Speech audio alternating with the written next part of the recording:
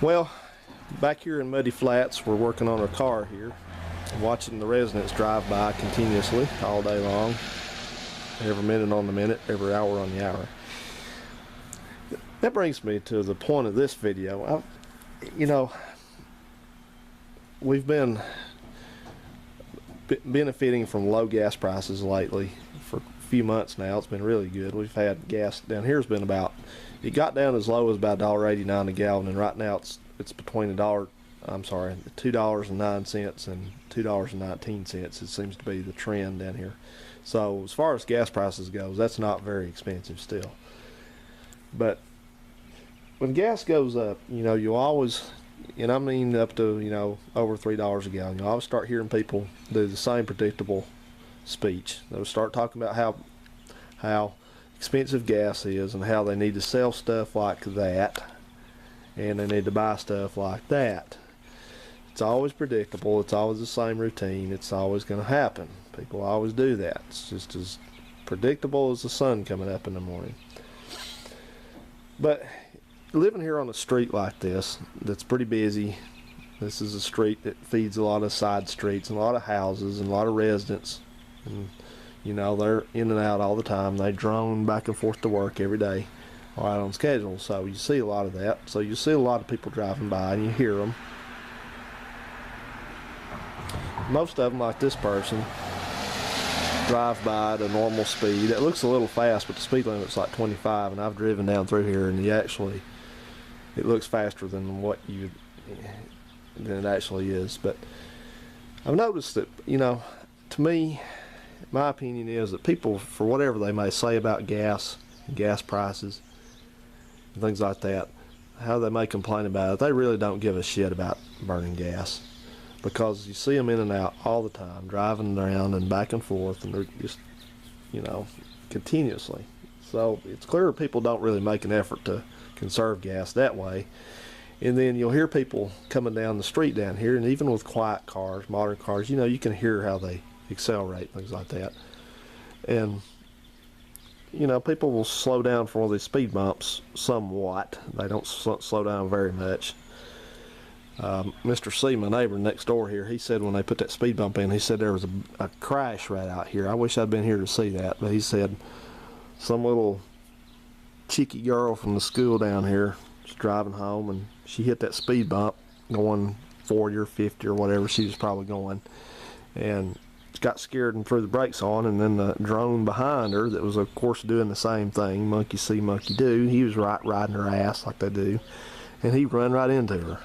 Oh, I wish I'd seen that. But anyway, people will slow down for those speed bumps somewhat, and then they just hit the gas again. You hear them, and off they go to the next one. And you'll hear people coming by here in these trucks and things, and they'll goose. I don't know if it's for my benefit or not. I don't know. I guess they're jealous of me out here working. I don't know. But they'll goose the gas all the way down through there. And I used to do that kind of stuff when I was about 16 and 17. I thought that was pretty cool, but I kind of grew out of that. I guess some men have not grown out of that type of behavior. But so anyway, all that stuff, that wastes gas. It's a proven fact, And I'm not saying people have to drive like their grandma or something, but there's ways that you can be a more even driver and conserve some gas, and people don't do that. So I don't feel any sympathy for people, or empathy, whatever word you want to use on that. I guess it's empathy. Let's see, this person's driving normal. That's the rare exception through here. I'm telling you what, if they didn't have those speed bumps, it'd be 60 miles an hour through here. I wonder about people's sanity. I think that people that live in these neighborhoods, I think they're, quite frankly, if any of my viewers live in these neighborhoods, first thing, I'm sorry. And the second thing, I'm not trying to insult you. Somebody's screaming.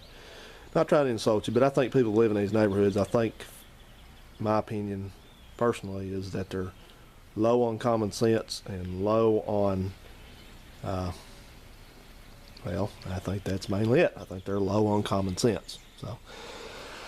So they drive like that. And people, that's the thing about Huntsville drivers anyway. Huntsville drivers are known for being aggressive and rude, and they disregard the speed limit at any time. I could get out here and mount my camera on the dashboard and drive around and show you that I'm driving at a little over the speed limit, and you wouldn't believe how I get passed out there if I do that. This is Bailey Cove Road, this is the main street, runs a few blocks this way, going back and forth. You've seen me drive around and drive out on that street there where the grocery store is. And speed limit's 50 miles an hour on that street, and it being a 4-lane and the rush hour traffic, I've seen people drive 70 miles an hour down that road, and it's just a daily occurrence. And I'm not trying to throw off on the police here in Huntsville. The Huntsville police, I guess they do their job, do a pretty good job of it, but you rarely see them out enforcing traffic laws. I think in 3 years of living here, I could count on just over one hand the many times that I've seen the police, Huntsville police, out running a radar somewhere out here. And I guess they go by statistics as far as how many accidents they have and things like that, and they probably don't have enough here to figure they need to patrol very much, but they sure shit don't worry about the speed limits. They'll get out every once in a while and make an example of somebody, then they'll go back in. And 565, you're taking your life in your hands. That's the Autobahn out there. If you're taking your life in your hands driving that road in the rush hour any time of the week, rush hour, you might as well stay off there. I wouldn't be surprised. And there again, like I said, I don't hate on the police, and I don't hate on the police or anything like that. I think they do a dangerous job, but I wouldn't be surprised at their shift meetings that they say, now you remember that we do not go out on the Parkway and we do not go out on 565 during rush hour. The safety of our officers is paramount, so please do not drive your patrol cars anywhere in those areas unless there's an accident and there's nobody else there to cover it. That's terrible, but so anyway, anybody that lives in Huntsville, and I don't think anybody that lives in Huntsville ever watches my videos. I've had one person that no longer comments on my videos, but I've had one person that lived anywhere around here, and that I've never heard anybody around here even say anything about living in Huntsville. But if you ever watch these videos and you're in Huntsville, I'm talking about you, pal. So okay, I've been plugging along here with the car, and it sure does look like somebody cut a access hole there in that bumper cover to pull something, doesn't it? I can see the script going right there. I can see, well, the bumper's already got the paint all knocked off of it because it got hit. So I just cut that hole in there. We're gonna run a rope down through there and just we'll pull that tractor with it. We don't need no trailer hitch. That's the second time that car's been hit. It's already been fixed once over there. So I'm gonna do that last. I'm gonna do that cheap and easy. I was wanting to just talk about this car real quick.